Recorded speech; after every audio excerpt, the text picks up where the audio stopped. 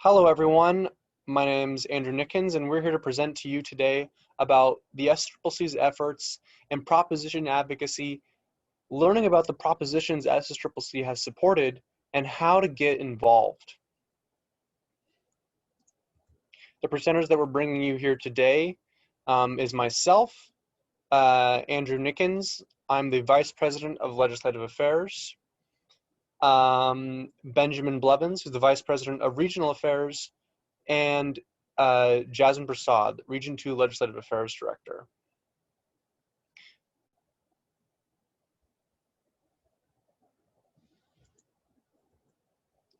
I'm just going to go over our agenda for this presentation today and just cover briefly some of the things we'll be talking about. First, we're going to talk about what propositions are. Why are they important, especially for this year? Some information and everything you need to know about propositions 15 and 16, and the SSCCC's very own proposition toolkits that really guide and give students a wide variety of tools and resources in order to effectively advocate for propositions this year.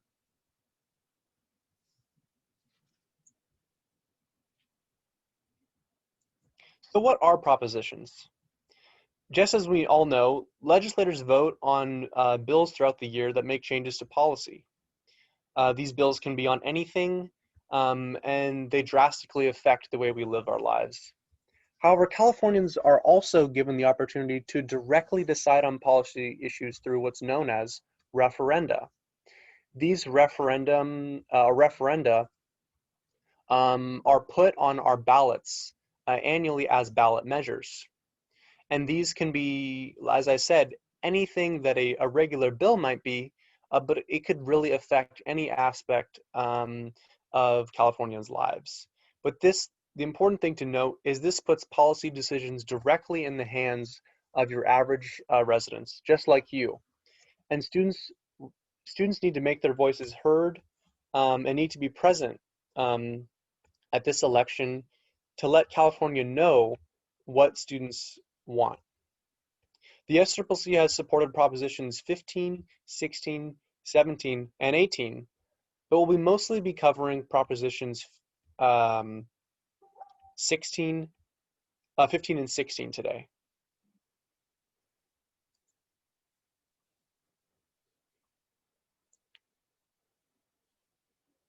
Why are these propositions important?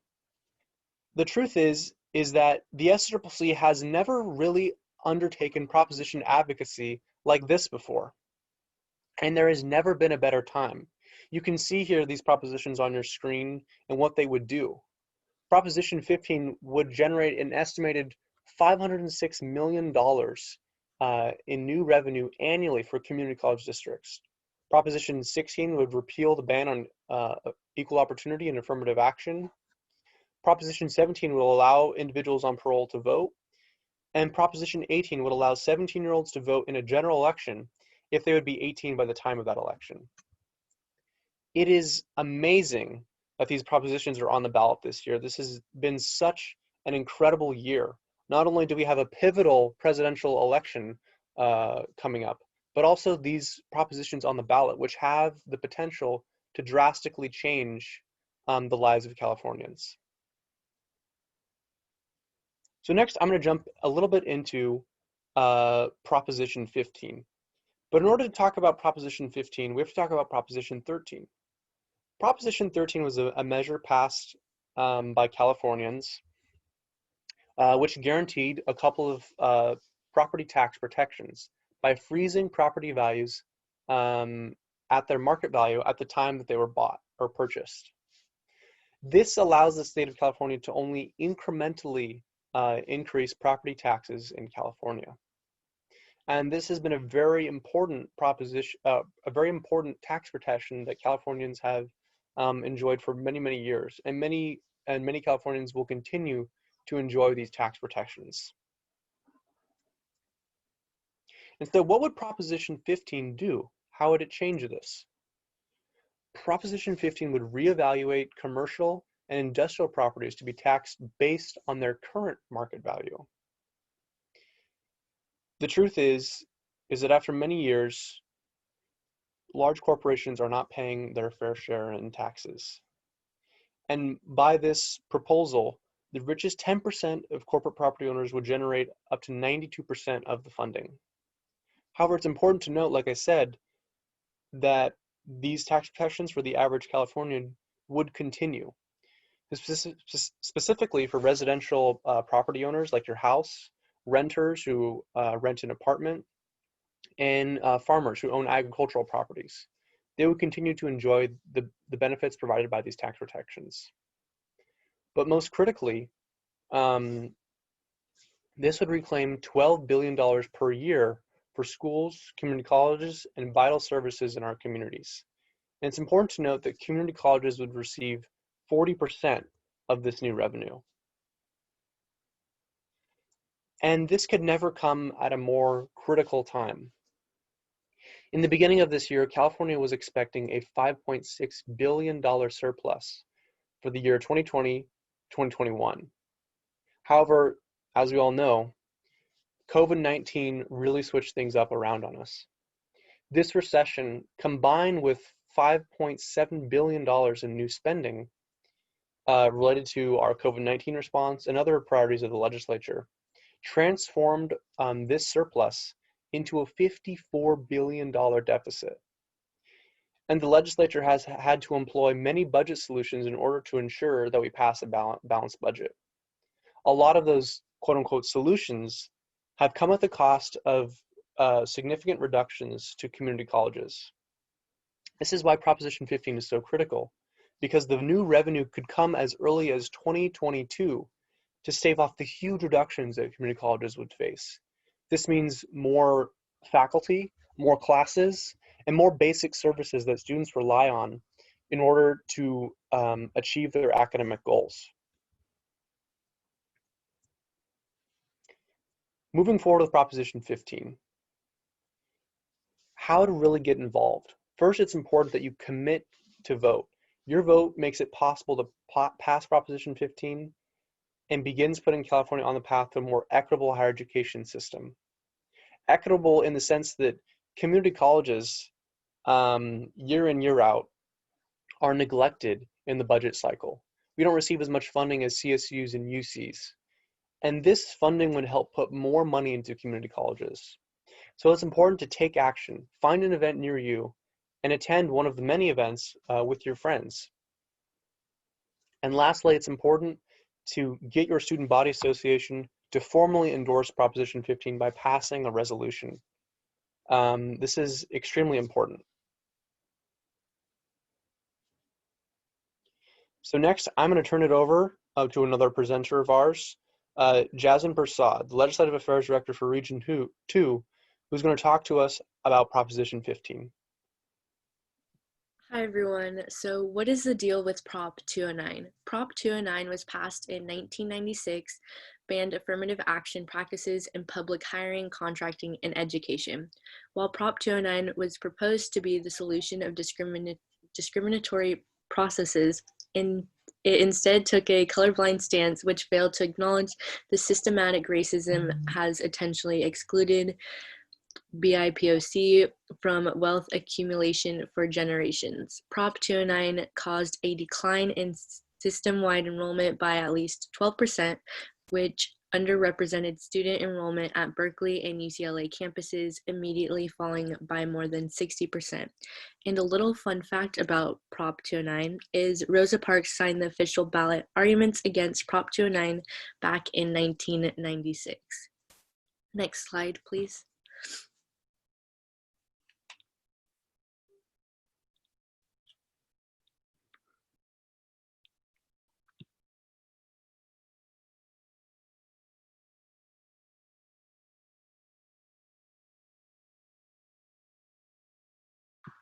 Okay, what would Prop 16 do? Prop 16 would allow voters to reinstate affirmative action programs and establish equal opportunity programs. This would put California into alignment with 41 other states and the federal government who are already doing this. If Prop 16 passes in November, California could take into account gender, race, sexuality, and disability for making decisions about government, contracts, education, and hiring. Prop 16 helps achieve a diverse workforce reflective of California's population. Next slide, please. Prop 16 would increase completion and transfer.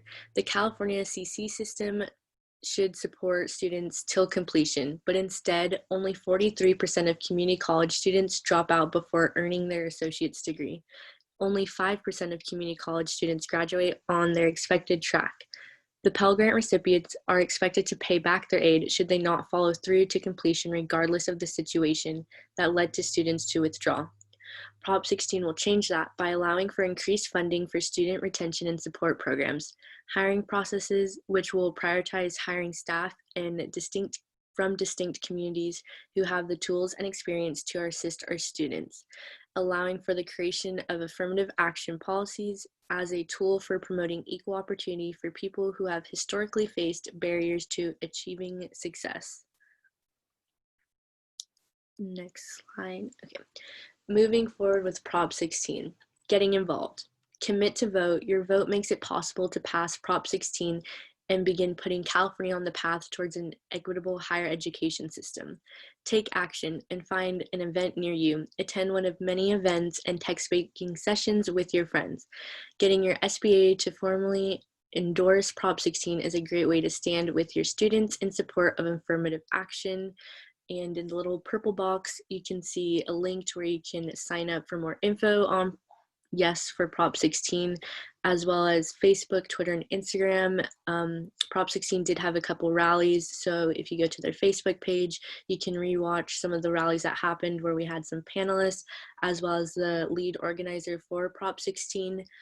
Text banking is really fun. I highly recommend doing it. I've done text banking for Prop 16 before, and some of the responses are just really fun to read, and you kind of bond with some of the other people who are text banking in your session because you all meet in a Zoom call, and just talking about what people send to you is fun. So I highly recommend signing up for one of those sessions. Now I will pass it over to VPRA Benjamin Blevins. Howdy, everybody. All right, let's see. So first I want to talk a little bit about toolkits. So what toolkits are exactly what they say, what they appear to be. They're kits, and they have tools for each of the propositions that we support, that we have passed a statement of support for. So that includes 15, 16, 17, and 18. So we have, the SSCCC has taken a stance of support on all 4 of those resolutions. And if you take a look at our website at www.studentsenateccc.org, I'm sure one of our lovely co-hosts will put that in the chat just in case, you want to go and take a look at it to see the toolkits. So we have an example of the Prop 15 toolkit on the left and the Prop 16 toolkit on the right. So something that's interesting about the Yes on 15 toolkit is you can actually estimate the amount of funds that your college and district will receive if Prop 15 passes. And something about Prop 15 is that it closes a loophole. The big argument. Thank you, Jasmine, for the link. The big argument against 15 is that it's a tax hike.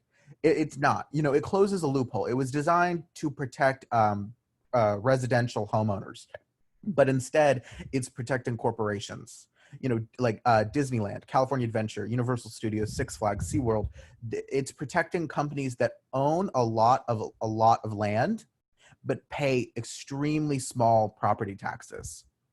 So it's not really taking money away from the residences as much as it's taking money from big corporations that own huge swaths of land, or in Disneyland's case, almost the city of Anaheim. So Prop 15, I can speak for my district, Grossmont-Cuyamaca. We passed a resolution of support for Prop 15 as it would give our district much needed funds, especially in the age of COVID-19, that we need. All colleges need money at this point, unfortunately, with the amount of grants that we would like to give to students and with the technology that students need. because our basic needs are changing. And that's what Prop 15 would do, is support student success and faculty and academic senate, classified professionals. This would support everybody in the college system. And that's why it's extremely important that, we can use these toolkits to seriously make change and pass these propositions. So for Prop 15, you can sign up for phone banking.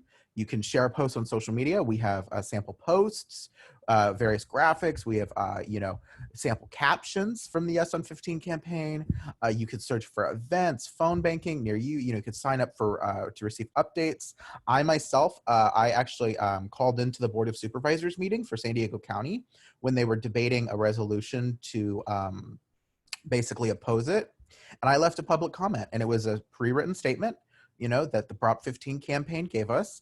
And it was really nice to get to, call in and make that change, and, just know that your voice is being heard at that level. And the same goes for Prop 16. Prop 16, obviously, it doesn't give any funds to your district, so you can't estimate the amount of funds that your district will receive if Prop 16 passes. But it does have sample resolutions for both. So one of the things that I'll touch on the next slide, but your SBA can pass resolutions supporting propositions. That is something that you are entitled as a student body association to take a stance of support or opposition against or for. And then also, it has some frequently asked questions and some helpful advice for you to navigate the legal concerns, because I understand that is a big concern for SBAs is this legal? Can we do this? If we're incorporated, if we're not, what does this look like for us? So we do have some advice and some FAQs to help you navigate, stances of supports. Again, with like the Prop 15 campaign, the Prop 16 campaign has social media. You can tell your friends, you can inform your friends. I think the biggest thing about Prop 16 is just information, making sure that the correct knowledge is there. I think there's a lot of misconceptions about Prop 15 and 16 and even 17 and 18. So I think the best thing for your SBA and for you as an SBA officer and student leader is just to spread the correct information and let people make their own assumptions. I think just making sure that people have accurate information when we go to the polls and when we receive those mail-in ballots. So again, Prop 15, you can search for Prop 16 events, phone banking, text banking, like Lad 2 said. You can sign up to volunteer for advocacy, and you can post social media.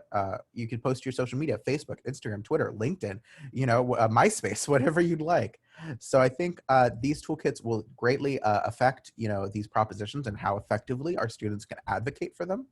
So I very much encourage you to go look at our website and just, go through the links that we have for these propositions. They're very important to student success, and we're very, invested in the passage of these propositions. Next slide. Thank you, Andrew. All right, so yeah, again, like I said, SBAs can support propositions, but only by passing a resolution, and they should refrain from any other forms of advocacy. So a personal story about my history with advocacy in my SBA at Grossmont is that as the director of student legislation or legislative affairs, I actually flew up to Sacramento and lobbied. And what I didn't realize is that the college, I had to go through the college. I had to go through channels. And that was a big mistake on my part. But this is a really easy way that SBAs can support propositions, is because California has a very unique form of direct democracy in the sense of propositions where, the citizens of California actually get to decide law. And that's a very unique form in the sense of, I believe either we're the only one or only a few other states have this, where we could directly affect law. We could directly affect the passage or opposition of law. And that is a great thing about measures, bond measures, propositions, and such. So you can support it. There's nothing that says you can't. And if your college administration tells you you can't, there are legal advice in those toolkits to help you support your stance of support. Let's see. And then any other forms of advocacy while using SBA resources could be constructed as encouraging voters to support or oppose the resolution. So you basically can only pass the resolution. You really can't advocate higher than that, unfortunately, just because like it says, it could be constructed as encouraging voters to support or oppose the resolution. Again, as I said before, please read the legal guidelines in depth for more information, and support the Yes on 15, 16, 17, and 18 campaigns on your own time. You know, it is October 1st. Happy October, you know, but we are coming down on a deadline. You know, the election is almost less than a month away, which seems crazy because it seems like 2 years ago when we were hearing candidates announce and propositions start up. But this is coming up close, but we fully encourage to do this on your own time. As an SBA, please make sure that you are comfortable in doing what you do. We do not want to pressure you into doing anything, and these proposition toolkits are just to allow you the benefit of, you know, this is what the statewide student organization has, you know, said, you know, they support these propositions, and, you know, now we can too. And here is a sample resolution. You just need to put your SBA's names into it and doctor it a little bit to really fit your SBA. But yeah, there's that. I think the next slide is questions. So Andrew, if there's any questions, or if there's any questions about anything that I said or anything the presenter said. Yeah, first, thank you, Ben, for your presentation. I just want to chime in here with just a few more notes, specifically just about the toolkit, some of the topics Ben mentioned. It's important to recognize that, you know, we ourselves are not lawyers, and this shouldn't be taken as, you know, giving you know, very specific legal advice. Your district has a general counsel which can help your student body association navigate the specifics. Maybe your district has a policy that is different from another district, or perhaps you just want more clarification and some reassurance that you won't be stepping over any lines. And so your advisor, in conjunction with your district's general counsel, can be very useful tools to guide you in taking this on, and being able to help you understand what some of these legal concerns are, and just to make sure that you avoid them. But as Ben mentioned emphatically, like, yes, your student body association can support the proposition, but really only through passing a resolution. Anything beyond that entertains some liability that your student body association might expose yourselves to, and so we encourage you to take on any other forms of advocacy outside of your student body association. Maybe you have student leaders or a student group who wants to participate, but it's important not to have those conversations, to do that activity within your student body association, but only on your own time, using your own resources. And resources could be anything that your student body association or your district owns. For instance, a Zoom account that is paid for using your district funds. If you were to go on, use that Zoom account to attend proposition rallies or schedule meetings in which you advocate for a proposition, that could be an improper use of that resource. And so it's just important to be mindful of these things and take a look at yourself through those guidelines that we've developed, in order to make sure that you're staying above ground and above level on all those issues. And as Ben mentioned, that those resolutions are very general. They are generally somewhat balanced in language and in tone, and that's also a requirement legally, that the resolutions that are passed have to be somewhat neutral and balanced in how they're written. And so we encourage you to please make the resolutions your own, to make your own edits to them, but try to stay on that path of keeping a somewhat neutral and balanced, sticking to the facts about what these propositions are, in order to, like, as I mentioned, to avoid stepping over any lines. So thank you very much for being so attentive and for listening to us. Hopefully you learned something new, and most importantly, hopefully you learned something that you can take back to your student body association, or realized a way in which you can get involved in these campaigns in your own time. I'll also note that the SSCCC did not develop toolkits for Propositions 17 and 18 because there are no formalized really campaigns on those. There's not as much campaign material, but we do encourage you to go to the Yes on 17 campaign as well and see what they have to offer and get involved. But with that said, I'll turn it over to you all, the audience, for any questions or comments you have. We do have some time and wanted to make sure that we left plenty of time for any questions or concerns because it is a lot of information. So if you have any of those at this time, please put them in the chat where our monitor will be able to highlight them for us and we can answer them.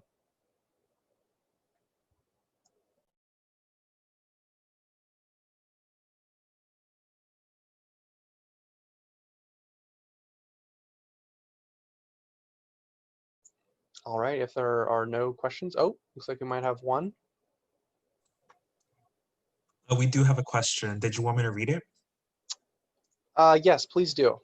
All right, well, SBAs can support the propositions by passing a resolution.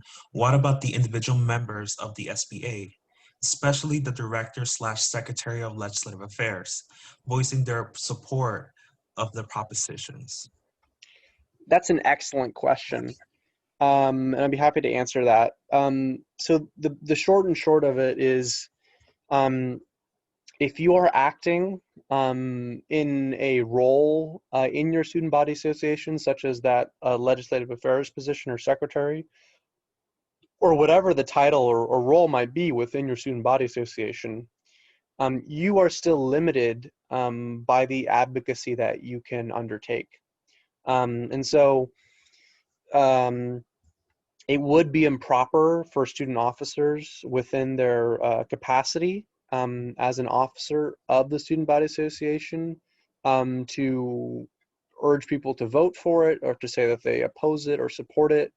I would even go far as to say that if you're in a Zoom meeting, for instance, and next to your name you have your student body association title, and this meeting is about proposition advocacy, it would be important to note that your views don't represent your student body association, that you're not in that moment in time, you're not affiliated with that, you're not acting in that role. Because as I said, there's a pretty strict standard that you can't use your student body association resources, you can't use your title, any of your time, anything at all associated with your student body association when you interact with propositions. The only thing that you can do is to make an agenda request of your president or whoever makes your agendas to say that you want this proposition resolution to be agendized, you want to go over it. During that time when your student body association is discussing the merits of the resolution, there can be back and forth arguments about why the proposition is good or bad. Then you can go ahead and pass that.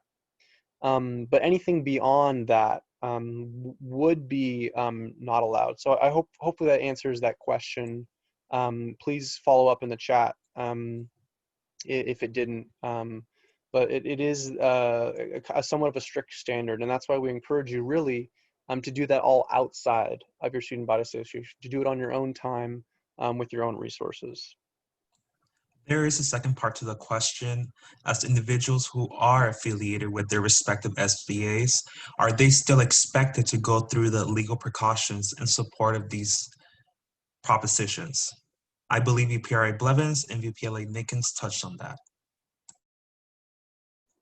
Yes, exactly. So say if you don't hold a title within your student body association, but you attend their meetings, perhaps maybe you're a participant in one of the clubs, maybe you're simply just someone who actively goes to the meetings.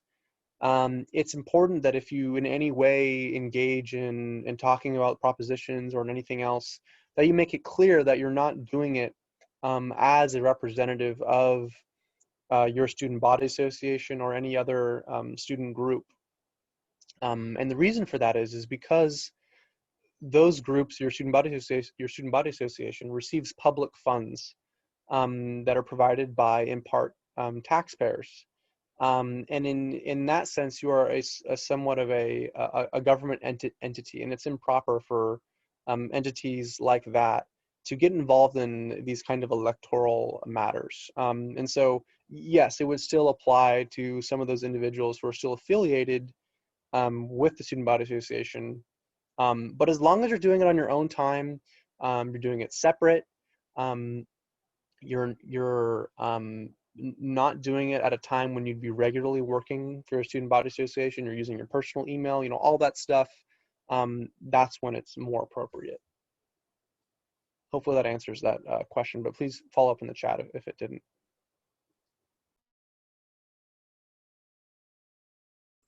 VPLA, we do have another question. Additionally, are SBAs allowed to hold events to educate the student body on the propositions to help make the student body aware of these upcoming propositions? Yes, in fact, they can. It's similar to your community college districts. Your student body association can host events or have informational materials to educate students or other people about the potential effects of the propositions. However, some restrictions do apply. Most notably, as I mentioned, the language that you use, it has to be substantiated by fact. It has to be statistics. It has to be something that is easily supportable. It can't be overly hyperbolic and way out there. It has to be more balanced and neutral, as I mentioned. And also, if they do host an event, they have to include both sides of the issue at hand. So say if you were to invite a speaker at your Student Body Association meeting from the Yes on 16 campaign, you would also have to invite a speaker or have another presence or opposition from the No on 16 campaign in order to maintain a balanced and neutral perception.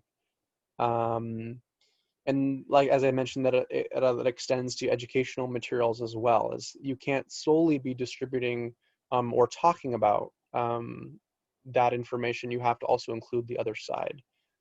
Our legal guidelines don't touch on that as much because we don't encourage it, because there are restrictions that apply, and those are sometimes kind of hairy to get into. But if you would like to go ahead and do that, please, as I mentioned, get in contact with your advisor and your district's legal counsel, who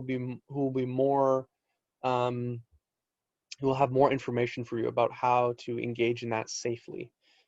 Because your district does it. Your district sends out mailers about bond measures and the like. And so they'll have some knowledge and experience and be able to help you with that. Hopefully that answers that question.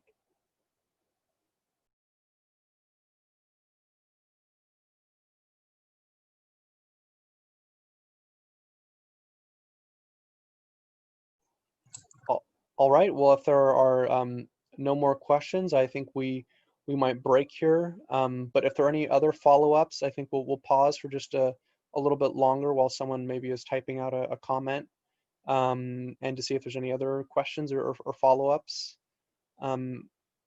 Otherwise, we'll break here shortly. We do have another question. Okay, great. What about faculty members / staff who have asked SBAs, specifically the Director / Secretary of Legislative Affairs, about the stance taken on these propositions? That's an excellent question. So say your Student Body Association has passed a resolution on Proposition 16 in support of it. You went through all the proper procedure, you had the vote, and the resolution was passed. And so say the faculty member or maybe an administrator asks the Student Body Association or maybe an officer of the association about their stance on it. Your comments should be limited to what is in the resolution, and just a simple matter-of-fact statement that yes, we have supported it. You can find a resolution here on our website. Maybe use Board Docs. Maybe it's on your Google Drive. Maybe they ask you to send an email copy of it. That's all appropriate. because your student body association has taken that vote, that resolution is authorized with the force of all your students that you have supported this. But just because you have supported it doesn't mean you can follow up that action with any advocacy. And what I mean by that is, say your student body association passes a resolution to create meditation spaces for Muslim students on campus. You might then use that resolution to meet with administrators and say, hey, we want this space on campus. When we translate that over to Proposition 16, for instance, communicating with administrators, going out on your own to talk about the resolution, to communicate it broadly and to share with everyone that you passed it, that would be improper. You can't have any action associated with the resolution. It's really only a statement. It's a declaration. You make the statement by passing the resolution, and that's it. Your advocacy really stops there. And this also translates to when you send out information about the passing of the resolution. You can't communicate that you passed it in any other way other than how you would have normally passed it. So say you passed that resolution on the meditation space. You have a normal procedure for maybe putting it on the website, or maybe every resolution that you pass, you send it out to a specific people. You can only do what your regular process is. You can't go out of your way to advertise it and to make it known that you have done that, because that might be construed as really trying to get the word out that people should support this, and that's improper. Really, what's only proper is that statement, the declaration that you have supported it, and you can't do any other advocacy beyond that. So it's kind of a long answer, but it is a very nuanced issue, and there's some factors that go into that. So hopefully that answers that question.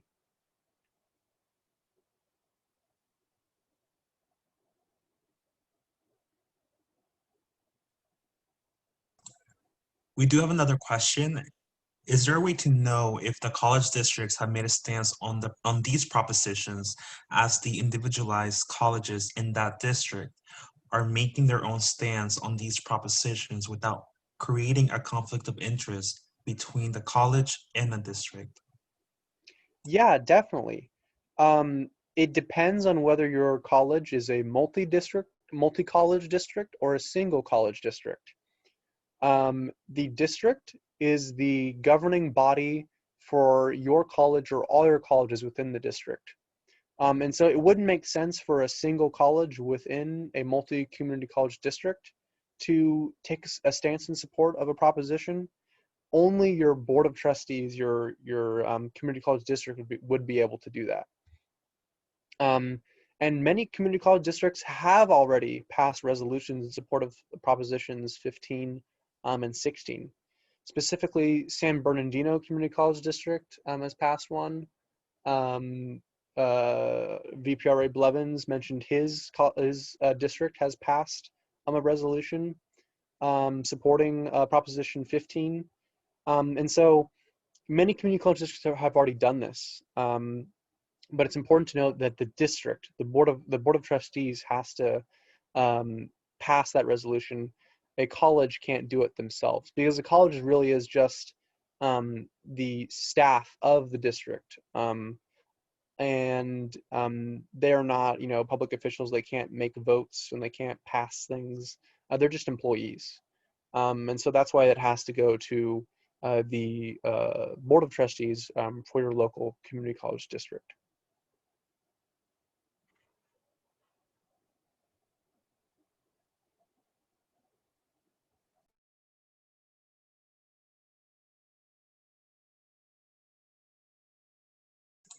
There are no more questions in the chat.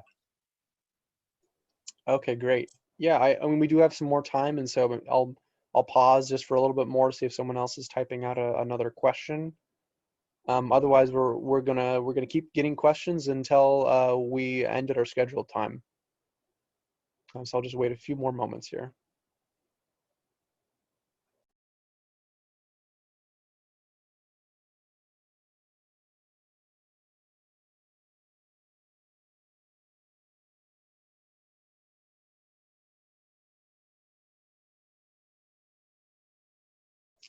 All right, seeing no more questions, I think we'll close here. I'll just leave you with some final notes about supporting propositions within your student body association, and that's that you really should review the legal guidelines in depth. They're actually somewhat comprehensive, and they have a lot of great information that touches on some of the questions that were asked here today.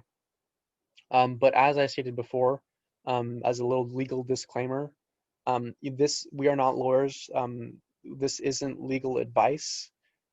These are just information and materials that we're really trying to give you as a resource. Please contact your advisor and your district's general counsel for more specific questions related to your student body association and how they can pass resolution. Otherwise, we encourage you to get involved outside of your student body association and get involved with the campaigns directly. They're very well resourced. They have so much materials. They have so many events. There's so many opportunities to get involved.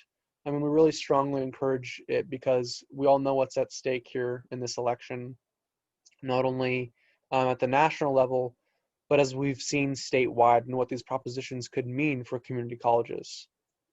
So thank you all very much for attending, and I will just share briefly our social media that way you can stay connected with any future events that we'll be hosting, news updates, and anything else of that nature.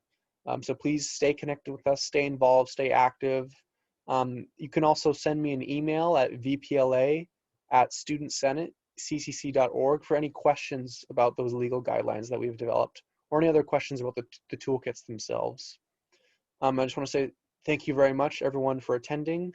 And this concludes the SSCCC's presentation on proposition advocacy. Thank you, everyone.